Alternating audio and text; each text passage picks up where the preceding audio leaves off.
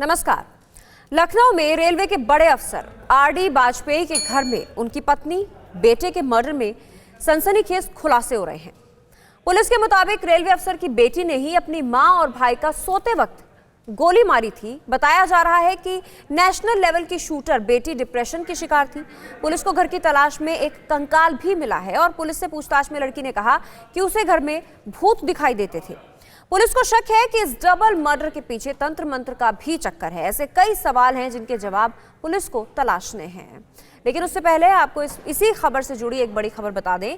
Lucknow double murder case में एक बेहद चौंकाने वाला खुलासा हुआ है। तंत्र मंत्र के चक्कर में हत्या की आरोपी बेटी है, ऐसा बताया जा रहा है। पुलिस की तरफ से आरोपी बेटी के कमरे से एक नरकंकाल मिला है। लड़की के कमरे से रोती हुई स्माइली की फोटो भी मिली है। लखनऊ में कल मां और बेटे की हत्या हुई थी और ये तस्वीर भी दिखा रहे हैं हम आपको।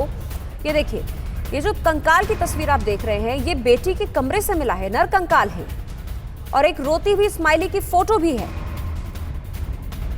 तो ये बेहद चौंकाने वाला खुलासा हुआ है। आपको बता दें कि रेलवे के बड़े अफसर हैं आरडी वाजपेयी और आरडी वाजपेयी की पत्नी और उनकी बेटे की गोली मारकर हत्या कर दी गई थी। ये कल का मामला है और सब हैरान थे कि जिस जगह पर ये आवास है लखनऊ में, वहां से सिर्फ 1 किलोमीटर की दूरी पे उत्तर प्रदेश के मुख्यमंत्री योगी आदित्यनाथ का घर है। तो ऐसी स्थिति में इतने वीवीआईपी जोन में कोई कैसे अंदर दाखिल होके गोली से हमला कर सकता है, गोली मार के जान ले सकता है मां और बेटे की। हालांकि बेटी भी घर में मौजूद थी लेकिन बेटी बच गई। लेकिन अब देखिए, आपको 4 तस्वीरें दिखा रहे हैं। तस्वीरों को देख के समझिए कि जो अब पुलिस ने अभी तक जो तफ्तीश की है उस तफ्तीश में क्या कुछ सामने आया है। सबसे पहले देखिए, डबल मर्डर हुआ। कल की ये घटना है, चौंकाने वाली घटना थी। जिस तरह के हालात देखकर बिल्कुल नहीं लग रहा था कि कोई घर के अंदर घुसकर ये काम करेगा। और अब पुलिस का ये कहना है कि हो सकता है कि ये बेटी ने ही किया हो, क्योंकि बेटी डिप्रेशन का शिकार थी। और तस्वीर आपको दिखा रहे हैं किस तरह से नरकंकाल घर से मिला। एक रोती हुई स्माइली की तस्वीर उस लड़की के घर से मिली, उस लड़की के कमरे के अंदर से मिली है। और अब पुलिस आगे की तफ्तीश इसी दिशा में आगे बढ़ा रही है। तंत्र मंत्र के एंगल से पुलिस पूरे मामले की जांच कर रही है। पुलिस का बयान, आरोपी लड़की को दिखते थे भूत। आरोपी लड़की ने खुद बताया शनिवार को भी उसे भूत दिखा था। लड़की के हाथ पर मिले थे ब्लेड से कटे होने के निशान। लड़की ने ब्लेड से काटकर हाथ पर लिखा था गॉड। और ये देखिए, ये बहुत ही विचलित कर सकती हैं तस्वीरें और बहुत चौंकाने वाली भी हैं। इस तरह की तस्वीरें देखकर कोई भी सोच सकता है कि एक घर में इस तरीके की मानसिकता वाला व्यक्ति कैसे पनप रहा था। क्यों?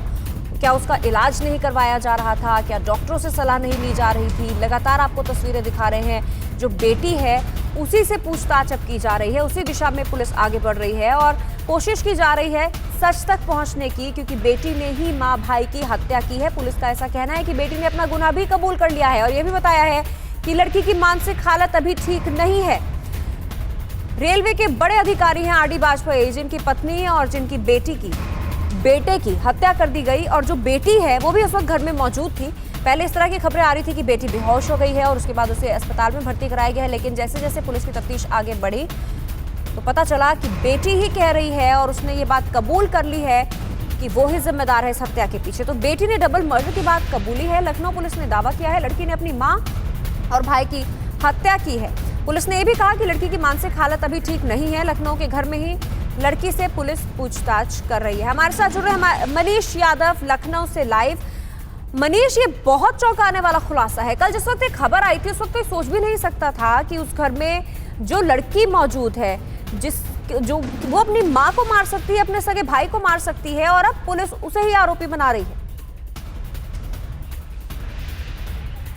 देखिए, बिल्कुल पुलिस ने जो पूछताछ में जो चीज़ें आई हैं वो बेहद चौंका देने वाली हैं।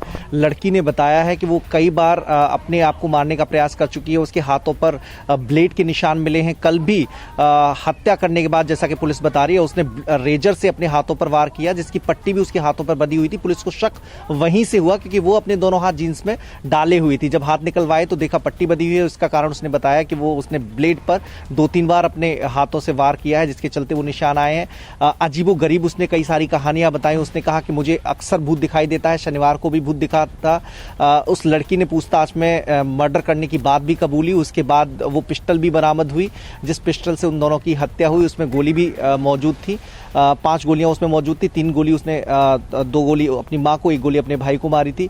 तो वो सारी चीजें आई हैं। एक शोपीस मिला जो सारी चीजों को तंत्रबंद की तरफ भी इशारा कर रहा है। पुलिस उस एंगल से भी उस लड़की से पूछताछ कर रही है कि क्या इस घटना में, जिस तरह से वो बता रही है कि अक्सर उसे भूत दिखाई दिया करते थे और शनिवार को भी घटना वाले दिन भी उसे भूत दिखाई दिया। वो 3 साल से लगभग डिप्रेशन में थी, अजीब अजीब बातें किया करती थी, अजीब अजीब कहानियां उसके पास थी। तो कहीं ये सारी चीजें तंत्र मंत्र उस विद्या का नतीजा तो नहीं है जिसके चलते ये सारी घटना घटी है। तो पुलिस अभी लगातार पूछताछ कर रही है क्योंकि लड़की कुछ बोल पाने की स्थिति में नहीं थी। देखिए 10वीं की छात्रा बताई जा रही है, 10वीं में पढ़ा करती थी। इसके अलावा ये शूटर भी थी। उसी का इसे कई सारे प्रमाण पत्र वहां से मिले हैं जो उसने स्कूल में शायद हासिल किए हैं, स्कूल में जीते हैं। अपनी माँ और भाई के साथ वो इसी घर में काफ़ी लंबे अरसे से रह रही थी क्योंकि पिता की पोस्टिंग दिल्ली में थी और ये तीनों लोग यहाँ पर रहा करते थे। ननिहाल भी लड़की की यहीं लखनऊ में बताई गई है।